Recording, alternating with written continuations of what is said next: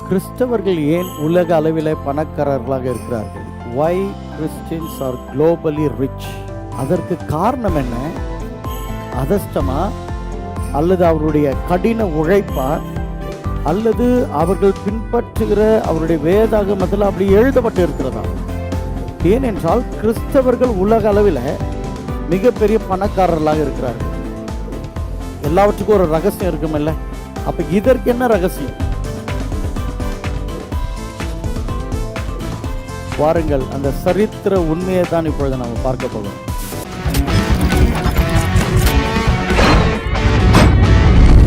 Welcome to truth இன் தமிழ். நான் போதகர் Jacob Jayaraj.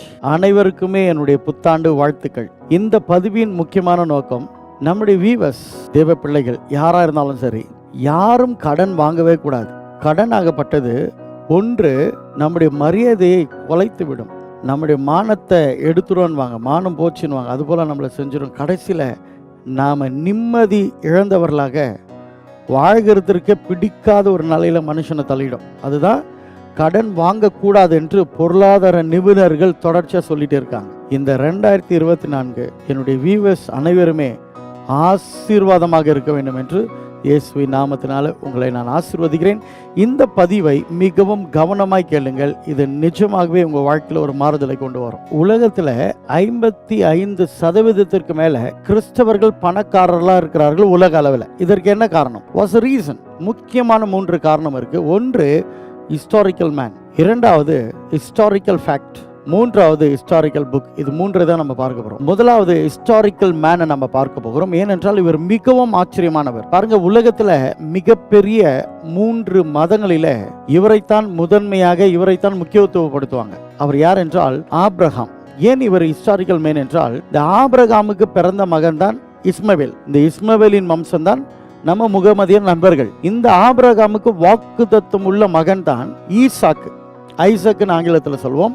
இவருடைய சந்ததி தான் ஜூடாயிசம், யூதர்கள். புரிஞ்சுச்சிங்களா? இப்ப 2 மதத்தினுடைய முக்கியமானவர், த ரூட் ஃபவுண்டர் யாருன்னு கேட்டீங்களா?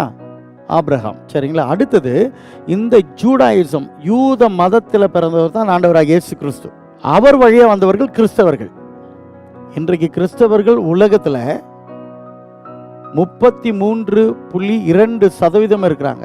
அனைவருமே இவரைத்தான் என்ன பண்றாங்க? விசுவாசிகளின் தகப்பனாக விசுவாசித்து கொண்டு இருக்கிறாங்க. அப்ப இஸ்லாமுக்கும் ஜூடாயிசத்துக்கும் கிறிஸ்டியானிட்டிக்கும் இந்த ஆபிரகாம் என்பவர் மிக மிக முக்கியமானவர். சொல்லப்போனால் 54% மேலாக உலக ஜனத்தொகையில இவரை மிகவும் முக்கியமாக கொண்டாடுகிறது கிறிஸ்டியானிட்டி, இஸ்லாம் அண்ட் ஜூடாயிசம். அதனால தான் இவர் மிகவும் முக்கியமானவர், ஹிஸ்டாரிக்கல் மேன் சொல்றார். இவருக்கு யாவே, யூதருடைய தெய்வம், ஒரு வாக்கு கொடுக்கிறாரு. நான் சொல்லுகிற இடத்திற்கு போ, நான் உன்னை ஆசீர்வதிப்பேன், உனக்குள்ள பூமியில் உள்ள வம்சங்களெல்லாம் ஆசீர்வதிக்கப்படும் என்று. பாருங்க, அந்த வாக்குத்தத்தம், அந்த தேவன் யாவே சொன்ன அந்த வார்த்தை அப்படியே அவங்க சந்ததி வாழ்க்கையில் நிறைவேறுகிறத நம்ம உலக அளவில் பார்ப்போம். அதுதான் முக்கியமான சரித்திரம் நான் சொல்றேன். பாருங்க, உதாரணத்திற்கு இந்த 2024 நம்ம இருக்கிறோம். இதிலிருந்து 100 வருஷம் நம்ம பின்னாடி போனோம்னா, இந்த 100 வருஷ காலத்தில் 22% மேலாக இந்த யூதர்கள் தான் நோபல் பரிசு வின் பண்ணியிருக்காங்க. மோர் தென் 22%. அடுத்தது ஆல்பர்ட் ஐன்ஸ்டைன் யாருங்க?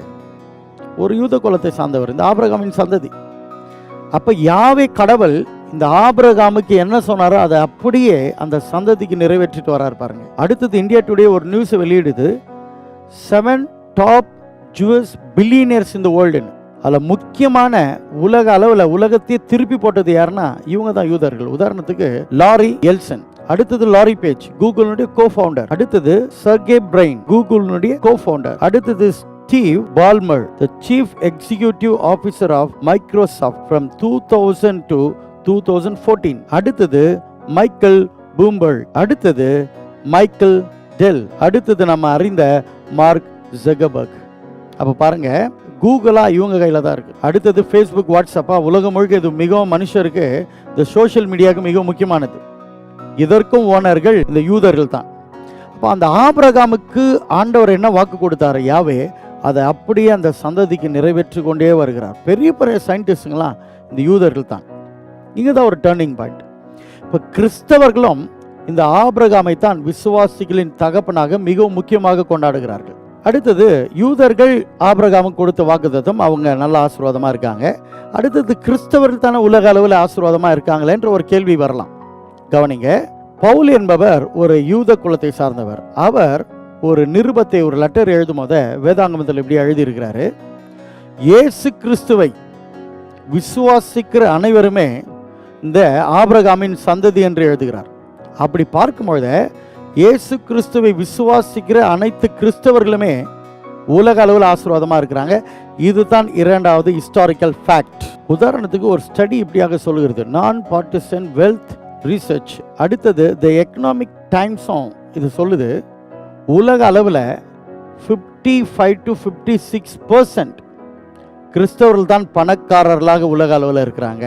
கிறிஸ்டியன்ஸ் ஆர் குளோபலி ரிச், அதுதான் சொல்லுது இந்த ஸ்டடி. அடுத்தது ஃபோர்பிஸ் குளோபல் ஃபைனான்ஸ் மேக்சின், இது என்ன சொல்லுதுன்னா, டாப் 10 ரிச்சஸ்ட் கண்ட்ரியில் 6 கண்ட்ரிஸ் கிறிஸ்டியன் டாமினேட் கண்ட்ரியாக இருக்குது. உதாரணத்திற்கு Ireland, Switzerland, America, Luxembourg, Norway, San Marino. இதெல்லாம் பார்க்கும்போது ஜிடிபி லெவல் மிகவும் அதிகமாக இருக்கிறதாக இந்த நியூஸுங்க சொல்லுதுங்க. சிம்பிளாக இதற்கு என்ன காரணம்? What's a secret? எதற்கு? ஏன்னா சரித்திரம் அப்படி தான் சொல்லுது, எல்லாவற்றுக்கும் ஒரு காரணம் இருக்கணும்ல. அப்போ இதற்கு என்ன காரணம் அப்படி பார்க்கும்பொழுது சிம்பிள், சில காரணங்களை நான் சொல்ல போகிறேன். அதுதான் ஹிஸ்டாரிக்கல் புக். எது இந்த ஹிஸ்டாரிக்கல் புக்குன்னு கேட்டிங்கன்னா, உலகத்திலேயே அதிகமாக அச்சடிக்கப்பட்டது எது? பதில், முதல் நிலாவிலே வாசிக்கப்பட்ட புத்தகம் எது? ஜெனிசஸ், சத்திய வேதாகமம். ஆகவே தான் இது மிகப்பெரிய ஹிஸ்டாரிக்கல் புத்தகம். இதில் எழுதப்பட்டு இருக்கிறத ஜூடாயிசமும் கிறிஸ்டியானிட்டியும் ஃபாலோ பண்ணுது. முதலாவது இதில் என்ன அப்படி எழுதப்பட்டு இருக்கு என்றால், உபாகமம் என்ற ஒரு புத்தகம் இருக்கு. அதில் 28ஆம் அதிகாரம் 8ஆம் வசனத்தில், நீ கையிட்டு வேலை செய், அப்பொழுது நான் உன்னை ஆசீர்வதிக்குவேன்னு சொல்லப்பட்டு இருக்கு. அடுத்தது, பவுல் என்பவர் இப்படியாக தெஸ்லோனிக்கர், வேதத்தில் ஒரு லெட்டர் அது, அந்த தெஸ்லோனிக்க சபைக்கு எழுதுறாரு, யாராச்சும் கிறிஸ்தவர்கள் வேலை செய்யலைன்னா சாப்பிட கூட கூடாது, அப்பொழுது வேலை செய்வது மிக முக்கியம் என்று எழுதப்பட்டிருக்கு. அப்படி வேலை செய்தால் நான் உன் கையின் பிரயாசத்தை ஆசீர்வதிப்பேன்.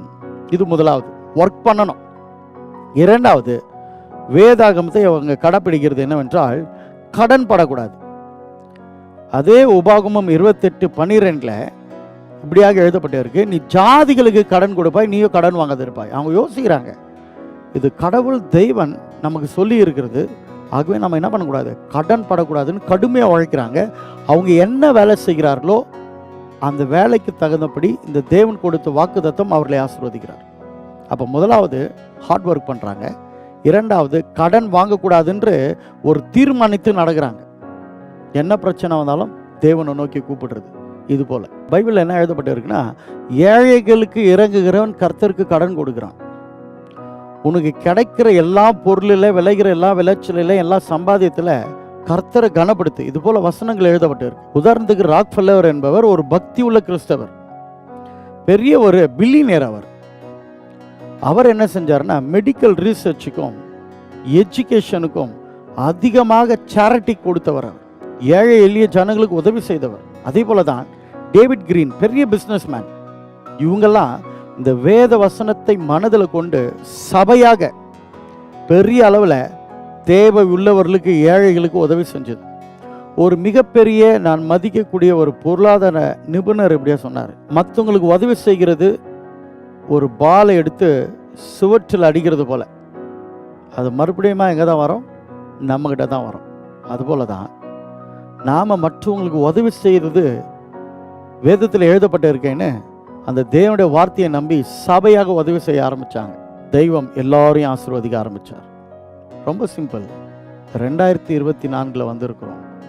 இந்த ஒரு பிரின்சிபலை நம்ம கடைப்பிடிக்கணும். முதலாவது, கடினமான உழைப்பு. There is no substitute for hard work. கடினமாக உழைக்கணும். எந்தெந்த இடத்துல என்னென்ன ஸ்ட்ராட்டஜி பிளான் பண்ணி நம்ம முன்னேறணுன்றது நம்ம யோசித்து உழைக்கணும். அடுத்தது, நம்ம தீர்மானிக்கணும், எந்த காரணத்தையும் முன்னிட்டும் நான் கடனை வாங்க மாட்டேன். ஏன்னா கடன் வாங்கினா ஒன்று மரியாதை போகுது, மானம் போகுது, கடைசியில் கொடுக்க முடியாத சூழ்நிலையில் வாழ்க்கையை வெறுத்து விடுகிறோம், சமாதானமாக எழுந்து போகிறோம். கடன் மட்டும் தேவ பிள்ளைகள் இந்த டீச்சிங்கை கேட்குற யாருமே வாங்கக்கூடாது. அதுதான் என்னுடைய பிளெஸ்ஸிங் உங்கள் மேலே. நீங்கள் யாராக இருந்தாலும் சரி, கடன் என்பது வாங்கக்கூடாது. 3வது, ஏழை எளிய மக்கள், தேவை உள்ளவர்களுக்கு எந்த ஒரு எதிர்பார்ப்பும் இல்லாமல் உதவி செய்யணும். ஏன்னா பைபிளில் எழுதப்பட்டிருக்கு அப்படியாக. அப்படி உதவி செய்யும் போத அந்த நன்மைகள் நம்மை தேடி மறுபடியும் வரும். இதை இவர்கள் ஃபாலோ பண்ணாங்க. அதனுடைய ஒரே நோக்கம் தான், நீங்கள் பார்க்கும்போது எல்லா கிறிஸ்டியன் கண்ட்ரிலையும் இந்த ஃபார்முலா இல்லாமல் இருக்காது. அதனால தான் எங்கே பார்த்தாலும் நம்ம ஹாஸ்பிட்டலில் பார்க்கலாம், ஹாஸ்டலுங்களை பார்க்கலாம், பள்ளிக்கூடத்தை பார்க்கலாம். இதெல்லாம் காரணம் என்னென்னா, மற்றவங்களுக்கு ஹெல்ப் பண்ணணும். அது மறுபடியும் நமக்கு ரிட்டர்ன் ஆகணுன்ற எண்ணத்தில் இல்லை. மற்றவங்க தேவை உள்ளவங்களாக இருக்கிறாங்க. கர்த்தர் சொல்லுகிறார் ஹெல்ப் பண்ணணும். ஸோ அப்படியாக இது 3 காரியங்களை இந்த வருடத்தில் ஒரு ஃபவுண்டேஷனாக வச்சுக்கொள்ளுங்க. என்னுடைய ஜெபம், என்னுடைய ஆசை, என்னுடைய வியூவர்ஸ் அனைவருமே கடன் இல்லாமல் பொருளாதாரத்தில் நல்ல விதத்தில் உயர வேண்டும். ஆகவே தான் ஹிஸ்டாரிக்கல் மேனை பார்த்தோம், ஹிஸ்டாரிக்கல் ஃபேக்டை பார்த்தோம், ஹிஸ்டாரிக்கல் புத்தகத்தை நம்ம பார்த்தோம். இந்த புத்தகத்தில் கடினமாக உழை, கடன் வாங்காத, ஏழைகளுக்கு கொடு என்று சொல்லப்பட்டிருக்கு. இதை ஃபாலோ பண்ணுற அத்தனை கண்ட்ரிகளும், கிறிஸ்தவ கண்ட்ரி முக்கியமாக, மிகவும் ஆசீர்வாதமாக இருக்குது. அதனால தான் கூகுளில் சும்மா அப்படி டைப் பண்ணோம்னா கூட இவ்வுலகத்தில் எது மிகப்பெரிய பணக்கார கண்ட்ரினா கிறிஸ்தவ கண்ட்ரிங்க பட்டியலில் வருது. 10ல் 6 கண்ட்ரி ஆச்சும் கிறிஸ்தவ கண்ட்ரியாக இருக்குது. ஏனென்றால் இதை அவங்க ஃபாலோ பண்ணுறாங்க. ஸோ தட் இந்த டீச்சிங் உங்களுக்கு பிடிச்சிருந்தா இதை மற்றவங்களோடு பேசுங்க, லைக் பண்ணுங்கள், கமெண்ட் பண்ணுங்கள், ஷேர் பண்ணுங்கள். கர்த்தர் உங்களை அபரிவிதமாக ஆசீர்வதிப்பார். அடுத்த வாரம் நம்ம சந்திப்போம். May God bless you. Amen.